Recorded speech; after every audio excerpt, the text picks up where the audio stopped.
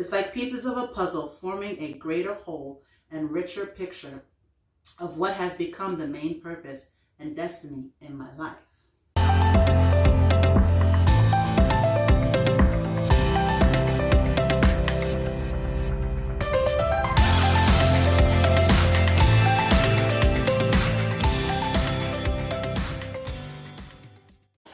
At the age of 13, living in California through the 1960s, just a few miles from the Pacific Ocean and the famous Malibu beach, I discovered and completely immersed myself in surfing.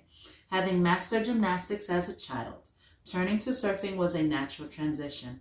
I believe, much to my parents' dissatisfaction, I gave up a promising youthful career in gymnastics and became a full-on California surfer during my teen years. Art and surfing were the only two things I was really interested in, besides girls. It is a unique but challenging sport where balance and grace in motion create a sublime moment of beauty for but just an instant. No two waves are alike, much like snowflakes. So every ride is as unique as a wave, a total experience of a moment of balance and motion.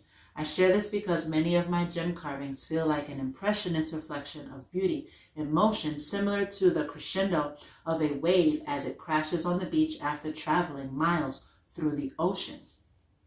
Beach life in California was like living a dream in my teens. Once my older brother and friends could drive, we would cruise the coast seeking waves, camp on the beach with a fire, and cook hot dogs on a spike. This was living the life, constantly surrounded by the beauty of the state, feeling forever inspired and motivated by the spectacular, diverse scenery of California. I see over and over again this motif of a wave and fluid movement in so many of my art pieces. The main passion and focus in my youth and adolescent years was the exploration in several mediums of fine and graphic art. I explored figure and portrait drawing, painting with oil, graphic arts, and photography. When I reflect back as to what had the most impact on me during these years, it was photography in black and white, old school with film and dark tricks. I was so into photography that I was a darkroom manager for high school classes. I think that by playing and exploring the subtle shades, light to dark, in photography, I can now see how my eye was in training for what is required in gem fasting and carving. Art to me was freedom, freedom to dream, freedom to explore uninhibited, with few boundaries to restrict my vision. I can now see these formative years as a foundation that will give me endurance when I started down this path as a gem artist.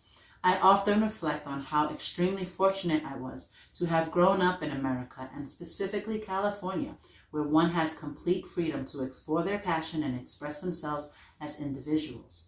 My parents were very liberal and both had very strong ethos in doing what you were best at and not what the normal path in school that teachers and parents often use in bringing up their children. I was given complete freedom from my parents to follow my passions. My parents recognized this in me early on and never tried to force me into higher studies, but supported me to follow my passion and explore what drew my attention and where my greatest outlet was for creativity. I was never judged by my parents that I was an average C student. Instead, I was supported and encouraged to follow my passion and skills to discover what interested me in my life. Both of my parents were this way. My father was always venturing into new business careers, and my mother was a working professional woman in a time where most women stayed home and raised the kids. Whereas in today's world, both parents work, back in the 1950s and 60s, this was not normal. My parents were great role models on how one needs to self-actualize as an individual and to not fear venturing beyond the accepted norm of one's collected conscience. In school, I avoided every science class and struggled with the mandatory course in algebra. I had to take algebra twice and required a tutor to help me through passing this class in mathematics. I just felt I was not a smart student. Instead, I took almost every art course I could for my elective classes. This was one of those major glues that gave me focus and meaning. The story goes that my father's family originally immigrated in the 1840s to the United States from Austria. I calculate I'm a fifth-generation American. My father was abandoned by his father at 6 years old during the Depression of the 30s in the United States. He, his sister, and mother lived in the Depression ghetto of New York City called Hell's Kitchen. From a very early age, he learned to survive on the streets and managed to make money for his mother and sister. Coming from a Jewish ethnic background, he was competing with other cultures in the ghetto to grab a piece of the American dream of off the streets. It was a really rough place to grow up without the guidance of a father figure. It is places like this where organized crime in the United States found a foothold during the Prohibition of the 20s and the Depression in the 30s. He was on the streets in the middle of the Irish and Italian cultures, often clashing and fighting for a small piece of the turf. He was really a smart, clever, and intelligent guy who never finished high school. Dropping out after the 10th grade of high school, he pursued every possible opportunity that came his way. He was brilliant at math and had a photographic memory. In his most successful career as a stock investment manager, one could sense his quick mind in math, and the photographic memory served him in the field of stock trading pre-computers. Throughout my childhood, he was a real entrepreneur. From starting out after World War II helping my uncle with wholesale produce business, to owning a furniture store, then a restaurant, and finally a successful career as a stock investment manager for the wealthy of Beverly Hills. All this without a high school diploma. He had a rare ability to pick himself up from the ashes and build whatever he put his head to. While growing up, my dad would always remind me of this, hoping that he could instill in me this ability to provide for myself if he was ever to die or leave me. His form of tough love was that I learned to be able to survive and even better thrive on my own abilities and wit. I can say with confidence he did personally impress on me, and before his passing he was able to see and be proud of what I have achieved by my own abilities. My mother was raised by Russian Jewish immigrants fleeing persecution from the Tsar of Russia at the turn of the 20th century. She was born and raised in Long Island, New York. They were middle class, and my grandfather was a tailor and in the rag business of New York. He was an atheist intellectual who made sure both of his daughters were given a solid education growing up in America. My mother was very rare in that she graduated from college when very few women even went. Aside from a college degree from the University of New York, she majored in business management, a very rare and difficult path for women to enter back in those days of the 1930s. She went on to be a very successful buyer and manager for one of the USA's largest department store chains. My mother worked all the time I was growing up. During the 50s and 60s, this was a rare family structure, though now it has become the norm. From both of my parents, I was raised to believe if I wanted anything in life, I would have to go out and earn it. Nothing was ever served to me on a silver platter. When I turned 16, I also had to demonstrate that I could earn money before my parents could chip in to help if I wanted a new surfboard or car.